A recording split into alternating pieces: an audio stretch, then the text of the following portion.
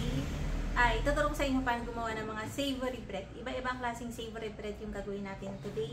Maramihan to, pero yung recipe natin ang nasa sausage rolls, kung natatandaan nyo yun yung recipe na gagawin natin para sa ating dough. Kung hindi nyo naman bet yun, kahit anong recipe naman ng dough, magkakaigi dito. Pero para dun sa taste, yun yung pinakamaganda. Masa na tayo. So, 6 kilos yung gagawin natin. Pero ilalagay ko pa rin sa description box. May mga tumitingin. Ilalagay ko pa rin sa description box yung pang 500 grams para magawa nyo mauntian lang. So, meron akong 3 kilos dito. 3 kilos ulit. Then, lalagay tayo ng yeast. Yung yeast natin, usually, pag nagkumasa ako, 10 grams lang ako per kilo. Pero matagal yung proofing time na umaabot ng mga nasa 3 to 4 hours. Pero para mabilis tayo, i-1.5 natin. So, gawin natin 90 for 6 kilos. 1.5% ng baker's percentage yung yeast na gagamitin natin. Para medyo mabilis siyang kumalasa. Pwede nyo gawin yun, adjust ng yeast. Ang ginagamit ko is Spring Pan 2-in-1 yeast, lagi, always. Hindi nyo na kailangan maglagay ng bread improver. Kasi, kaya nga siya 2-in-1 kasi may bread improver na. Okay. So, 90 grams. Then, maglalagay tayo ng bread softener. Optional lang naman to, pero pag pang-bakery, naglalagay talaga ako para malambot siya. Ang nilalagay ko lang dito is nasa 12 grams. 10 to 12 grams. Sa mga nagtatanong, ito yan. Yan, bread softener. Ang palambot. Iba talaga yung lambot niya pagka naglalagay nito. So, kaunti-kaunti lang naman. So, try nyo din. Lalo na pag pang-bakery. Pagka pang sarili, pwede naman hindi. Pero pagka pang commercial na, maganda maglagay. Maglalagay tayo ng 1 liter of milk and then 1,400 grams o ml, same lang naman yun, ng water. Kung nagtitipid, pwede din naman ng purong water lang, pero again, para pang savory, yung lasa kasi ang inaano natin dito. Ang hinahabol. Medyo special breads na to kung tatuwagin. Pero hindi siya brioche. Sweet type dough. Brioche kasi mas rich siya, mas mataas yung butter. Lagyan na natin ng voice over kasi sobrang haba ng video, tumatagal kapag nagsasalita ko habang nagbe-bake. So, ayan. Maglalagay tayo dito ng 12 pieces ng itlog. Yung water, kapag ka nagmamasa ko by hand, inaabot lang yun ng 1,400 ml. Pero pag naka-mixer ako, ang nailalagay ko doon ay mga nasa 1,600 ml to 1,700 ml, grams, ganun. Medyo mas mataas ang nilalagay kong water kapag may mixer. So, naglagay ako dyan ng 1,200 grams ng sugar, 60 grams ng salt, hinalo ko yan, and then, imimix na natin. Pagka nabuo na yung dough natin, tsaka tayo maglalagay ng 2 cups ng refrigerated margarine lang yung ginagamit ko dito, pero masarap to, galing High Cups. Baka malito kayo pagka nagme-measure ako ng liquid, same lang kasi ang grams, o kaya yung volume o yung sinasabi nating by cups nga. Habang nagmimix nga tayo ng dough, nagbanya ako ng pan para hindi dumikit, pati yung lamesa natin, nilalagyan ko yun ng shortening para hindi madikit. Pati yung dough natin, after nating mamasa yan, makikita nyo makinis, pinapahiran ko rin yan ng shortening para pag nagputol tayo, hindi sila magdidikit-dikit. Yung putol pala ng dough natin dito ay nasa 50 grams each. Tapos ganito ako magmolde kapag yung pang bacon natin, pang tuna, pang salami, pang pepperoni. Basta marami kayong pwedeng gamitan dito. Parang ang tawag dito is open sandwich. Ganun.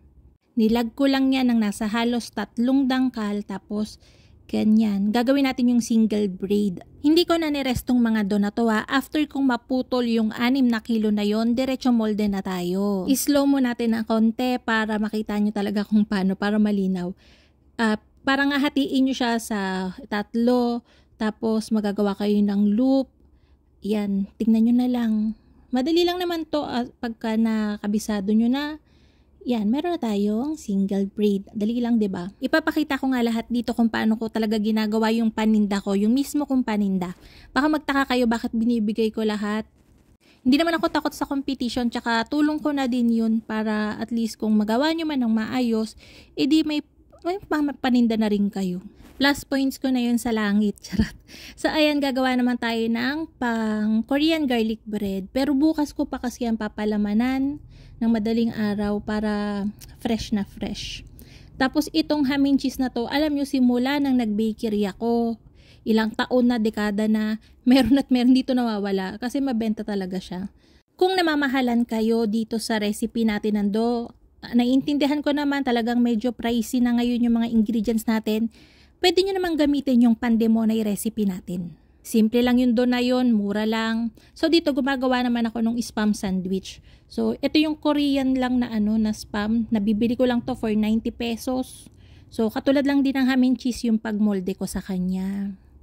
Itong dough na to, itong sweet type dough na to, hindi lang siya pang savory. Pwede nyo rin siyang gamitin sa mga sweet breads. Yan, gagawa tayo dito ng chocolate chip bread. Gumagamit ako ng chocolate chip ng Van Houten.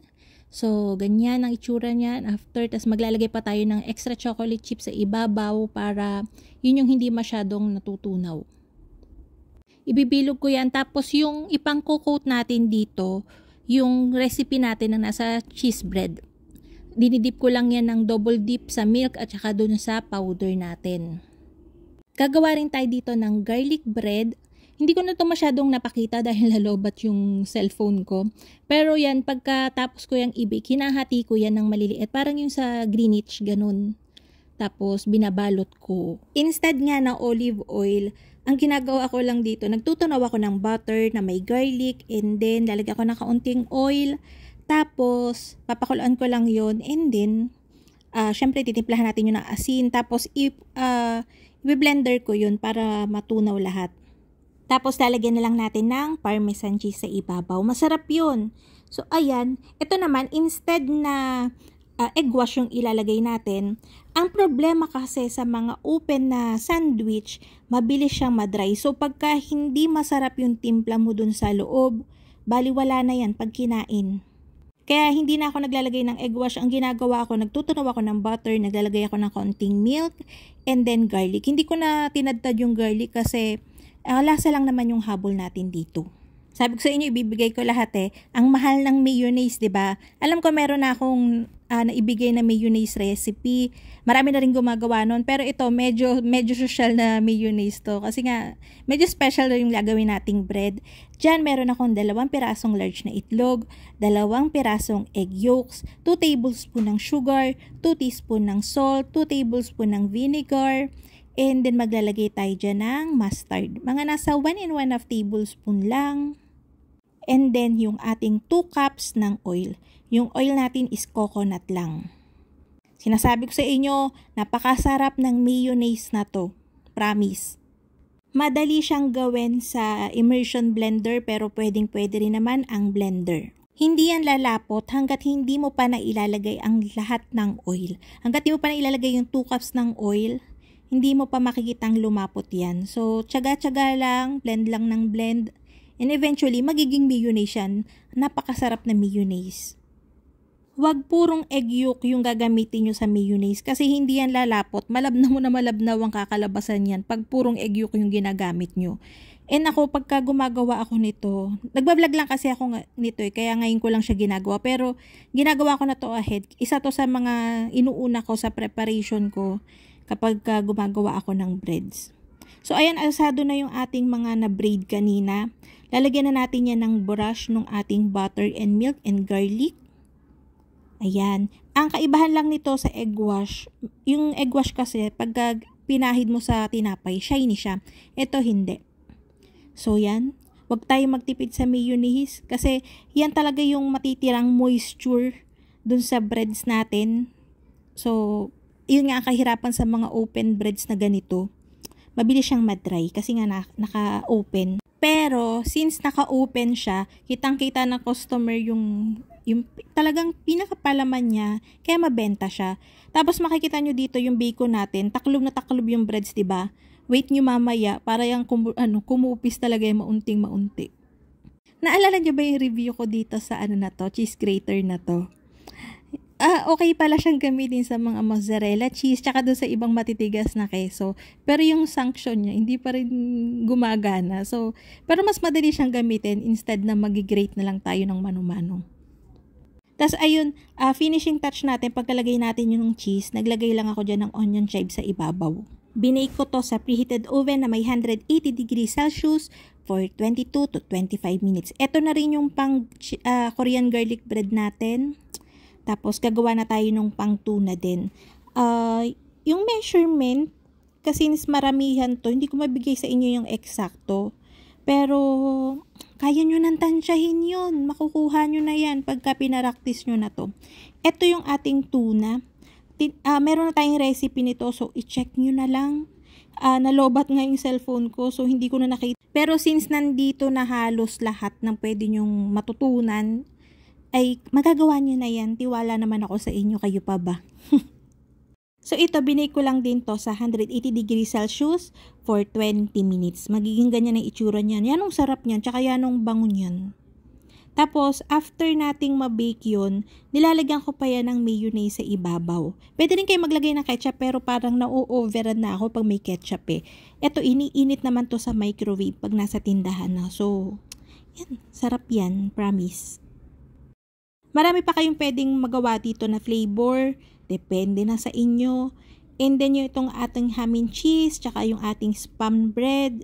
Ayan na rin. I-try nyo to kung may bakery kayo, tapos gusto nyong magbigay ng mga medyo special. Ay nako, panalong-panalo to. So yun ang mga kalutong tinapay. Sana nagustuhan niyo ating video for today. Magkita-kita tayo muli.